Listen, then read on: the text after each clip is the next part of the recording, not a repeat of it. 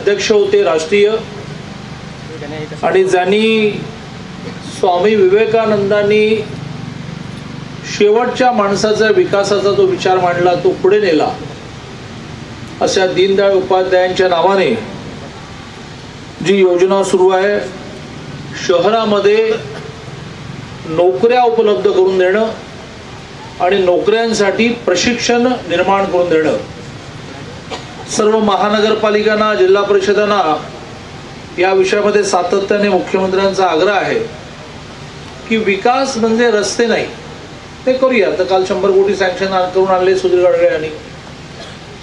ते रोड होतील, गटर्स होतील, परंतु माणसांचा विकास म्हणजे विकास. आणि अशी जी योजना संपूर्ण महाराष्ट्रामध्ये माननीय मुख्यमंत्री महोदय अतिशय ताकदीने एका अर्थाने पुढे जावी असा प्रयत्न करतायत. अशा दीनदयाळ अंत्योदय योजना राष्ट्रीय नागरी उपजीविका अभियान या अंतर्गत मोफत नोकरी मिळावा. मोफतचा अर्थ असा की साधारणतः एम्प्लॉयमेंट एक्सचेंज जी असतात ती 1 महिन्याचा पगार घेतात फी म्हणून, आणि कंपन्यांना सुद्धा 1 महिन्याचा पगार त्यांना फी म्हणून द्यावा लागतो. असं 2 महिन्याचे पगार घेऊन एजन्सीज काम करणारे खूप आहेत. तर असा 1 रुपयाही त्या नोकऱ्या देणाऱ्यांकडून न घेणं आणि नोकरी ज्याला मिळणार त्याकडून न घेणं, अशी ही मोफत नोकरी योजना आहे. त्या मोफत नोकरी मेळाव्याला या ठिकाणी व्यासपीठावर उपस्थित भारतीय जनता पार्टीचे नेते, माजी आमदार दिनकर दादा पाटील, भारतीय जनता पार्टीच्या राज्याच्या उपाध्यक्षा आणि MSCBच्या डायरेक्टर निताताई केळकर, ज्यांच्यामुळे कोल्हापूर सांगली महानगरपालिकेमध्ये सत्ता आली आणि आता सर्व नगरसेवकांचं नेतृत्व जे करतात ते माजी उपमहापौर शेखर इनामदार, आपले आमदार, आणि ज्यांनी विकासाचा ध्यास घेतलेला आहे. आता जे 100 कोटी मिळाले त्याच्यामध्ये सातत्याने मुंबईत जाणं, मुख्यमंत्र्यांच्या मागे लागणं, नगरविकासाच्या मागे लागणं असं ज्यांनी केलं असे सुधीरदादा गाडगीळ, भारतीय जनता पार्टीचे राज्याचे चिटणीस मकरंद देशपांडे, शहराच्या प्रथम नागरिक महापौर संगीताताई खोत, उपमहापौर धीरज सूर्यवंशी, सभागृहाचे नेते युवराज बावडेकर, ज्येष्ठ नगरसेविका भारतीताई दिगडे, लक्ष्मणराव नवलाई, ज्येष्ठ नेते सुरेश आवटी, व्यासपीठावर उपस्थित सर्वच मान्यवर. आणि या कार्यक्रमामध्ये 2 प्रकारचे उपस्थित, एक तर ज्यांना नोकऱ्या हव्या आहेत आणि जे नोकऱ्या द्यायला तयार आहेत, असे दोन्ही प्रकारचे नागरिक आणि तरुण बंधू भगिनी. माझ्या आधीच्या सगळ्या वक्त्यांनी याची योजना आपल्यापुढे मांडली. मी सुरुवात करतानाच मुख्यमंत्र्यांचा ह्यात का आग्रह आहे तो मांडला की बेरोजगारी जोपर्यंत संपत नाही तोपर्यंत आपण विकास झाला असं म्हणू शकणार नाही. ग्रामीण भागामध्ये रोजगार वाढावा यासाठी सरकार खूप प्रयत्न करत असते. प्रामुख्याने शेतीतलं उत्पन्न वाढावं यासाठी गावागावातला पाण्याचा साठा वाढवावा असा प्रयत्न झाला. गावातल्या मातीचं परीक्षण झालं.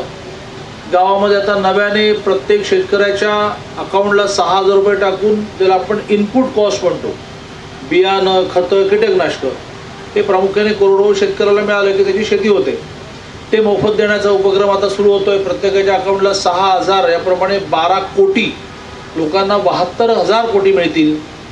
आणि सगळ्यात महत्त्वाचं म्हणजे शेतकऱ्याचं पीक चांगलं आलं की त्याला भाव चांगला मिळण्यासाठी 25% माल हा केंद्राने विकत घ्यायचा, केंद्राच्या वतीने राज्याने विकत घ्यायचा.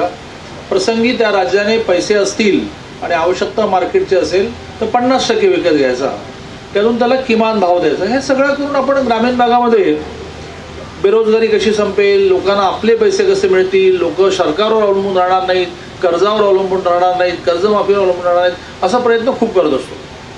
पण बरोबरीने शहरामध्ये आता तितकीच संख्या आहे. केव्हा तरी 20 वर्षापूर्वीपर्यंत 70% जनता गावात होती आणि 30% जनता शहरात होती. ती आता 55% गावात आणि 45% शहरात आली. आणि त्यामुळे या 45% म्हणजे जवळ निम्म्या लोकसंख्येला सुद्धा रोजगार मिळायचा असेल तर गावामध्ये व्यापार वाढला पाहिजे, कारखाने वाढले पाहिजे. आणि हे व्यापार आणि कारखाने वाढवण्यासाठी जसं सरकार अनुदान देईल, त्यांना कमी व्याजदराने कर्ज देईल, त्यांना वीज थोडी स्वस्त देईल, त्यांना MIDCमध्ये डेव्हलप केलेले प्लॉट देईल, त्याच्याबरोबरीने या सगळ्यांना प्रशिक्षित कामगार वर्ग, प्रशिक्षित नोकऱ्या करणारे लोकही मिळाले पाहिजेत. आणि त्यामुळे मोठ्या प्रमाणावर कारखाने उभे करण्याच्या बरोबरीने, व्यापार वाढवण्याच्या बरोबरीने, व्यापारासाठी पॉलिसीज नीट करण्याच्या बरोबरीने जो तरुणी आज शिक्षण घेऊन नोकरीच्या प्रतीक्षेत आहेत त्यांना नोकऱ्या कशा मिळतील असा प्रयत्न जर केला तर शहरामध्ये सुद्धा सगळेजण काही ना काही कमवत आहेत आणि त्यांचं उत्तम चाललं आहे. सरकारच्या कर्जावर, कर्जमाफीवर, अनुदानावर अवलंबून अशी स्थिती येईल आणि त्यामुळे हा उपक्रम खूप महत्त्वाचा आहे. आणि त्यात महिला बचत गट येतात की ज्यांना कर्ज देऊन त्यांना काही प्रोडक्शन करायला लावणं, त्यांना मार्केट उपलब्ध करून देणं आणि तरुणींना मोठ्या प्रमाणावर स्किल देणं.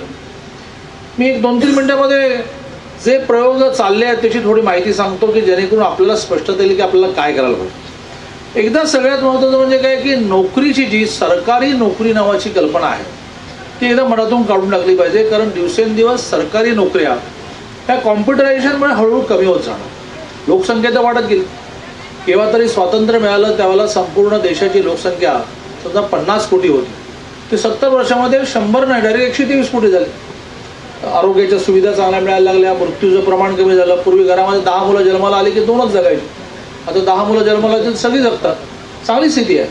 पण त्यातून वाढणारी जी लोकसंख्या आहे ह्या वाढणाऱ्या लोकसंख्येला आणि सरकारी नोकऱ्या कमी होत असल्यामुळे सरकारी नोकऱ्या झालेल्या कमी ह्याचं काही गणित बसणार नाही जर आपण सरकारी नोकऱ्या करत बसतो. दिवसभरामध्ये जी लोक येतात कामं घेऊन येतात त्याच्यामध्ये मेजर कामं हे असतात की आमच्या पोराला कुठेतरी चिकटवा. तर सुरुवातीला चिकटवायचं म्हणजे काय गम घेऊन बसलो की काय वाटायचं, पण त्याला कुठेतरी नोकरी लावा. मग त्याला जर असं म्हटलं की एक काम कर की माझ्या एका मित्राची चांगली कंपनी आहे तू त्या ठिकाणी जा, तर तू त्याला तयार नसतो. कारण त्याला ते वाटतं की प्रायव्हेट आहे त्याच्यामुळे मला सुरक्षा नाही, मला मध्येच काढलं तर काय. तर म्हणजे हे असं राहिलं नाही. कायदे इतके कडक झालेले आहेत की असं कोणाला पटकन प्रायव्हेट इंडस्ट्रीजला पण काढता येत. पगार सुद्धा ज्याला आपण किमान रोजगार म्हणतो 8,300 रुपये हा पगार द्यावाच लागतो. आणि त्याला जर कारखाना चालवायचा असेल, व्यापार चालवायचा असेल, ऑफिस चालवायचं असेल तर बरी माणसं टिकवण्यासाठी त्याला बरे पैसे द्यावे लागतात. आणि त्यामुळे ही जी कल्पना झालेली आहे की मला सरकारी नोकरी मिळाली की मगच माझं लग्न होईल आणि मुलीने सुद्धा तो शिपाई असला तरी चालेल, ऑफिसमध्ये पाणी देणार असले चालेल, पण सरकारी नोकरी असला की बरं बाबा मग काय आयुष्यभर काळजी नाही, हे सगळं डोक्यातून काढलं पाहिजे. आणि मिळालेल्या पैशामध्ये 5-10 वर्षाची 5-25 वर्षाची सेव्हिंगने व्यवस्था लावण्याच्या ज्या खूप योजना आल्या.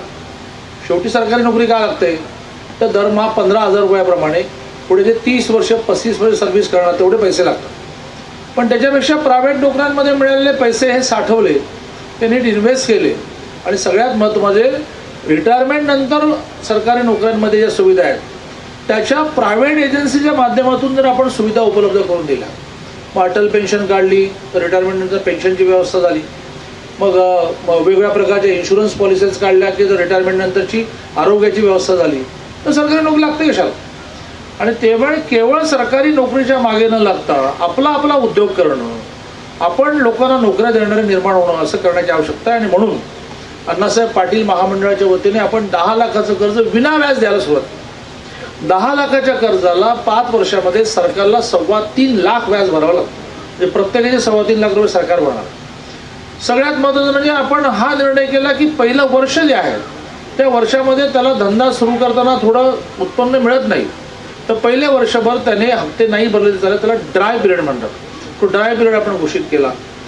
जे गट म्हणून व्यवसाय करतात मग ती प्रायव्हेट लिमिटेड कंपनी फॉर्म करतात किंवा नव्याने प्रायव्हेट लिमिटेड कंपन्यांचं एक नवीन स्वरूप आलं ते करतात, त्याला 50 लाखाचं कर्ज विनाव्याज आपण द्यायला सुरुवात केली. 50 लाखाला 5 वर्षामध्ये जवळजवळ 30-32 लाखाचं व्याज हे सरकार भरत असतं. त्यामुळे ते कर्ज घेऊन आपण उद्योग करणं आणि त्या उद्योगाच्या माध्यमातून खरं म्हणजे आपलं घर चालवणं, आणखीन 10-12 लोकांना रोजगार उपलब्ध करून देणं ही कल्पना रुजण्याची आवश्यकता आहे. आणि त्यामुळे अशा प्रकारच्या शिबिरांचं आयोजन आहे. पुन्हा या ठिकाणी येऊन ठीक आहे बरेच इंडस्ट्रीज आले आहेत, त्यांनाही चांगली माणसं पाहिजेत. चांगली माणसं मिळाली तर तुम्हाला नोकऱ्याही मिळणार आहेत. पण मला असं वाटतं की नोकऱ्या मिळवण्याच्या बरोबरीने थोडा हाही विचार केला पाहिजे की मी स्किल डेव्हलपमेंटच्या माध्यमातून कौशल्य मिळवेल आणि ते कौशल्य मिळवून मिळणाऱ्या सरकारच्या वेगवेगळ्या कर्ज योजनेतून मीच धंदा काढेन, मी 10 लोकांना नोकऱ्या देईन. मराठा आरक्षणाची मोठी चळवळ चालली त्या काळामध्ये मी आणि मुख्यमंत्र्यांनी मांडणी केली की आरक्षण तर देऊच, ते तर कायद्याच्या चौकटीत बसण्यासाठी आम्ही नीट अभ्यास करतो. पण तोपर्यंत रिझर्वेशन मिळाल्यानंतर जे मिळणार आहे ते मी तुम्हाला आताच देतो. तुम्ही समजा 10 लाखाचं कर्ज घेतलं तर तुम्ही 5,000 तर रोजगार देणार आहात. आम्ही दर वर्षाला 10,000 लोकांना 10 लाखाचं लोन देणार आहोत. 50,000 जॉब क्रिएट होईल. मी गेले 4.5 वर्ष सरकारमध्ये आहे. गेल्या 4-4.5 वर्ष वर्षाला 20,000च्या वर जॉब्स क्रिएट झाले नाही. रिटायरमेंटचं प्रमाण जे आहे ते एका अर्थाने म्हणजे व्हॉलंटरी रिटायरमेंट, लवकर घरी जाणं असंही कमी झालं. 20,000च्या वर एक नाही झालं. आता मेगा भरती असं नाव दिलं. किती? 73,000 ती निघणार आहे. त्याला मेगा भरती काय दिलं? आधीचे 20,000च्या वर. म्हणजे इथे 10 लाखाचं कर्ज 10,000ने घेतलं तर 50,000 जॉब क्रिएट होणार आणि तिथे मात्र सरकारी नोकऱ्या 20,000, रिझर्वेशन 16%, 3200 नोकऱ्या क्रिएट होणार. 50,000 मोठं की 3200 मोठं, म्हणून रिझर्वेशन द्यायचं नाही, ते दिलं आपण. पोटा टिकवण्यासाठी सगळ्या प्रकारची लढाई चालली. आजही रविवार रोजी दिल्लीमध्ये एक खूप मोठी कॉन्फरन्स सुरू आहे, त्याच्या बारीक कायद्याच्या गोष्टीचा अभ्यास करणार. त्यामुळे ते रिझर्वेशन टिकवू, पण बरोबरीने जोपर्यंत स्वयंरोजगार सुरू होत नाही तोपर्यंत समाजातली बेरोजगारी संपणार नाही. आणि त्यामुळे मी सांगली महानगरपालिकेचं खूप मनापासून अभिनंदन करेन की त्यांनी आतापर्यंत 3 अशा प्रकारची शिबिरं आयोजित केली की ज्याच्यामध्ये स्किल डेव्हलपमेंट आहे, कौशल्य विकास आहे आणि इंडस्ट्रियलिस्ट आणि ज्यांना नोकऱ्या हव्या त्यांच्या कॉम्बिनेशनने काही जणांना आज जवळ 500 जणांना आपण नोकऱ्याची पत्र देणार आहोत. ही फार मोठी शहरांची आवश्यकता आहे. शहरामध्ये बेरोजगारी वाढली तर गुन्हेगारी वाढणार. शेवटी रिकाम्या डोक्यामध्ये भूत जास्त फिरत असतो. त्यामुळे त्याला रोजगार द्या, दिवसाचे 8 तास काम करू द्या, स्वतःचे पैसे कमवू द्या, स्वतःचे पैसे नेऊन घरी आईला किंवा बायकोला अतिशय ताठमानाने देऊ द्या. त्यातून समाजातले बाकी प्रश्न सुद्धा संपतील. त्यामुळे सांगली महानगरपालिकेचं मी खूप मनापासून अभिनंदन करतो. खूप प्रकारचे आरोप त्यांच्यावर जे होत आहेत त्याची त्यांनी काळजी करण्याचं कारण नाही. मुख्यमंत्र्यांकडून शिका, पंतप्रधानांकडून शिका. गेल्या 4.5 वर्षामध्ये काही कमी आरोप झाले, पण ते अतिशय शांतपणे बसलेले असतात. सभागृहात तुम्ही पाहिलं पण शांतपणे बसलेले असतात, त्याचा अर्थ तरी संवेदना संपवलेली नाहीये. पुलवामामध्ये हल्ला झाल्यानंतर ते असं म्हणतात आणि ते 8 दिवसात करून दाखवतील आपल्याला की आम्ही याचा बदला घेतला शहरात. त्यामुळे घटना घडली तर त्याच्यावर संवेदनशीलता ते दाखवणार, ते कोडगे नाहीये. कोणी बोलतं म्हणून लक्ष द्यायचं, कोणी बोलतं म्हणून अस्वस्थ व्हायचं, याच्यातून काम करणं तर शक्य होईल. आणि त्यामुळे अशा प्रकारची शिबिरं तुम्ही आयोजित करत जा. शहराचा विकास आपण वेगवेगळ्या प्रकारच्या इंडस्ट्रियलच्या माध्यमातून करू असं वारंवार म्हटलेलं आहे. त्याचा काही प्लॅन तयार करा. शहराचे सगळे रोड डिवायडर नीट करून घ्या, शहराचे सगळे चौक नीट करून घ्या, शहराच्या लाईट सगळ्या ठिकाणी चालू पाहिजेत, कुठे बंद असता कामा नये, रात्रीच्या वेळेला महिलांना जाताना भीती वाटता कामा नये. या विषयाला काही 100 कोटी लागत नाहीत. या विषयाला तुमच्या कोशातून सुद्धा पैसे खर्च करावे लागणार नाहीत. त्यासाठी मी खूप पैसे तुम्हाला उपलब्ध करून देऊ शकेन. पुन्हा एकदा या अतिशय चांगल्या शहरामध्ये रोजगार वाढवण्याच्या उपक्रमाबद्दल सांगली महानगरपालिकेचं मी मनापासून अभिनंदन करतो आणि माझं बोलणं संपवतो. सन्माननीय चंद्रकांत